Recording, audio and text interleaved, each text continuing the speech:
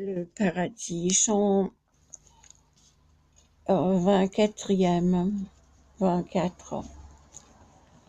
Ô compagnie élue, à cette grande scène de l'agneau sacro-saint qui vous nourrit si bien que tous vos appétits se voient toujours comblés.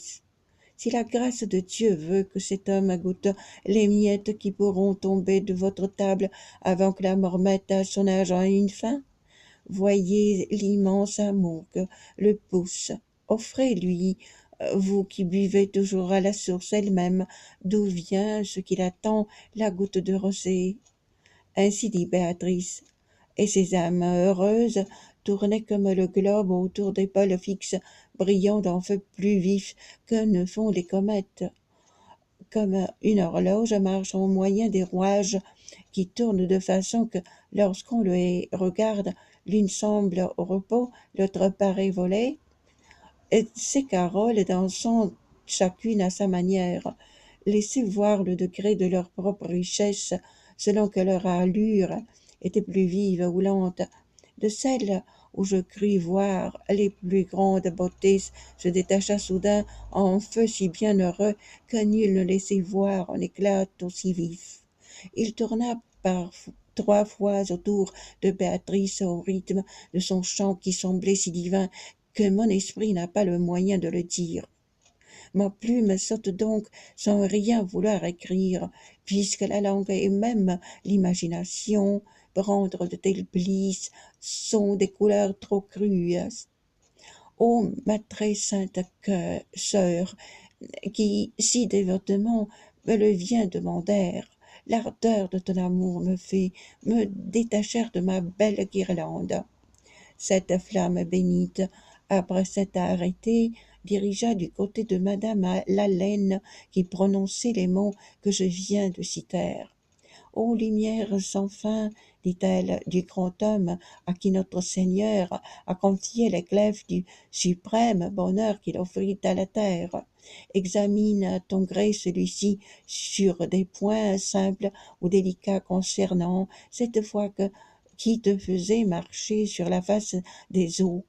S'il aime bien, s'il croit et s'il espère bien, tu ne l'ignores pas, car ton regard se pose au point où tout objet se trouve figuré. Mais comme ce royaume acquiert ses citoyens par la foi véritable, il convient qu'on lui donne ici l'occasion de parler à sa gloire. Comme un bachelier se prépare en silence, attendant que le maître termine l'exposé, sinon pour le trancher, pour discuter de ces termes, tel je me munissais de toutes les raisons pendant qu'elle parlait pour soutenir au mieux une pareille thèse devant un tel maître. Parle donc, mon chrétien, dis-moi, ce que tu sais, qu'est-ce que ce donc est la foi? Moi, je levai la tête pour mieux voir la clarté qui me soufflait ces mots. Puis je me retournai vers Béatrice, et elle fit signe promptement de laisser s'épancher vers le dehors le flot des sources du dedans. La grâce qu'on me fait, dis-je alors, de pouvoir ainsi me confesser au plus grand primipile, m'incite à formuler clairement ma pensée. Je poursuivis. Mon père, ainsi qu'avait écrit le stylet qui livrait du frère bien-aimé qui mit Rome avec toi sur le chemin du bien. La foi, c'est l'argument des choses invisibles et la substance aussi des choses espérées.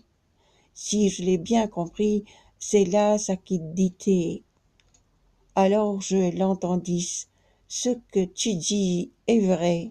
Si tu sais dire aussi pourquoi l'a-t-il placé parmi les arguments et parmi les substances. Je repris aussitôt. Les mystères profonds qui me montrent ici leur face véritable restent si bien cachés au regard de là-bas que leur seule existence est la foi qu'on en a et dans laquelle on met notre suprême espoir. C'est par là qu'elle a l'aspect d'une substance. comme il faut d'autre part syllogiser sur elle, sans qu'on puisse produire une preuve à l'appui, elle acquiert de ce fait un aspect d'argument. J'entendis ce qu'il disait. Si tout ce qu'on apprend l'école sur terre était ainsi comprise, verrait son emploi tout l'esprit des sophistes. Ce furent là les mots de cet esprit ardent. Ensuite il ajouta: nous avons déjà vu le poids de la monnaie, ainsi que son aloi. Mais dis-moi maintenant si tu l'as dans ta bourse. Je dis oui, je l'ai bien, si ronde et si brillante, que son coin ne fait pas le moindre objet de doute. La profonde splendeur qui brillait devant moi dit ensuite ces mots: ce joyau précieux qui fait le fondement de toutes les vertus, comment est-il venu? Je dis: du Saint-Esprit la copieuse ondée, autrefois épanchée au-dessus des nouveaux et des vieux parchemins, est le seul syllogisme où je l'ai vu prouver, mais si pertinemment que par rapport à lui, les démonstrations me paraîtraient obtuses. Puis j'entendis le texte ancien et le nouveau qui t'ont fait arriver à ces conclusions. Pourquoi donc les tiens-tu pour paroles divines? La preuve, dis-je alors, qui m'a fait voir le vrai, est la suite des faits pour lesquels la nature n'a pas chauffé le fer ni frappé sur l'enclume. Il me fut demandé: mais dis-moi, qui t'assure que ces faits ont eu lieu, car ce qui les confirme n'est-ce pas justement ce qu'il faudrait prouver? Si tout le monde vint, dis-je, au christianisme sans miracle, se fait en né en lui-même, en tel que tout le reste est moins que le centième. Car toi-même tu vins bien pauvre et affamé au champ, quand tu voulus semer la bonne plante qui vigne en d'autres temps et ronce maintenant. Après ces mots derniers, l'illustre et sainte cour fit retentir la sphère en chantant: louons Dieu, avec les doux accords qu'on ne sait que là-haut. Ce saint homme, pourtant, qui m'avait entraîné avec son examen sautant de branche en branche au point de m'approcher des feuilles les plus hautes, reprit presque aussitôt: la grâce qui se plaît à meubler ton esprit t'a fait ouvrir la bouche, et de la seule façon qui convient jusqu'ici. Je suis bien d'accord avec ce qu'il en sort, mais il faut maintenant dire ce que tu crois et d'où cette croyance arriva jusqu'à toi. Ô mon cher Père, esprit qui peut voir maintenant ce que tu crus jadis si fort, que tu vainquisses courant vers le tombeau des pieds beaucoup plus jeunes. Comment sais-je? Tu veux que je te manifeste ici même le fond de ma propre croyance, et demande aussi quelle en fut la raison. Vois ce que je réponds. Je crois en un seul Dieu, seul éternel, qui met les cieux en mouvement par l'amour et l'espoir sans être mu lui-même.